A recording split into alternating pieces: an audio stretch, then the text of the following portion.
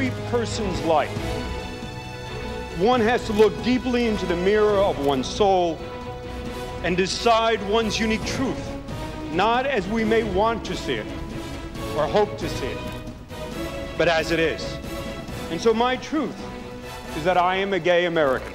It's remarkable how grace works in our lives. You know, when we're broken, we begin to understand that there's a potential to have a different value shift, to live a different way. Just when I see him, I get so happy because he's just so uplifting. His love radiates, and you can tell that it's genuine. What a journey it has been for Jim McGreevey since he stepped down as New Jersey's governor back in 2004. Now with a prison ministry. That story is told in the new HBO documentary, A Fall to Grace. And we're joined now in our Sunday Spotlight by Jim McGreevey and the filmmaker Alexandra Pelosi. Thank you both for coming on. And Jim, turn back the clock 10, 15 years. I imagine when you thought ahead to 2013, you thought a lot more about the White House than a women's prison. Sure. I think that was the driving impetus to think about politics and the inevitable, or what I would hope to be the inevitable next step. But the blessing of 2004, my resignation, is that I had the opportunity to reassess my values, what was at my core. And a dear friend said to me, if you could do anything at this point in life, think about pursuing what your passion would be.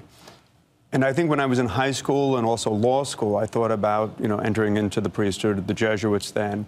And so I had an opportunity to reassess where I was and go deeper into my sense of values. So he calls it a blessing, Alexandra. You describe him as a broken man, and I guess what a rich story to show how a broken man creates a path to redemption. Right, just in time for Easter. We're trying to put the idea out there that everybody deserves a second act. Everyone deserves redemption. We've all made mistakes that we're not proud of, and we all think that in this time of year, it's good to talk about getting forgiveness for our sins. But it wasn't easy to convince him to do this, huh? No, he never really wanted me around.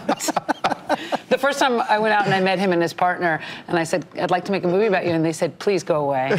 No, and but here we are 2 years later. Exactly. She wore you down? She did, and what was so special about Alexandra was the trust that she incurred with the women.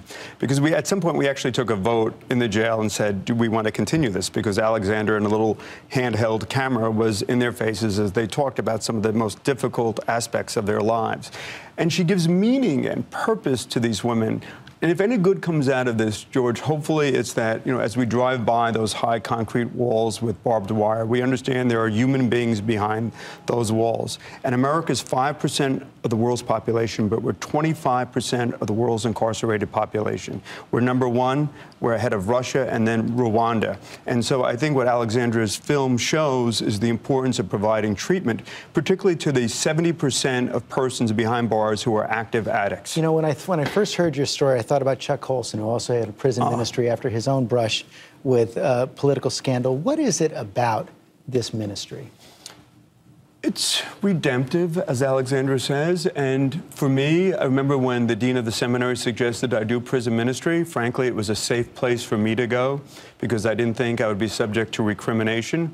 And then you spend time with people who are broken, and you see the sense of goodness within them, but you have to work with them, and I also achieve a parallel blessing, they working with me to move to a more, what I would perceive, godly place. And everyone can see a whole lot more of the story in A Fall to Grace. It's going to air this week on HBO Thursday night. Thank you both for coming in.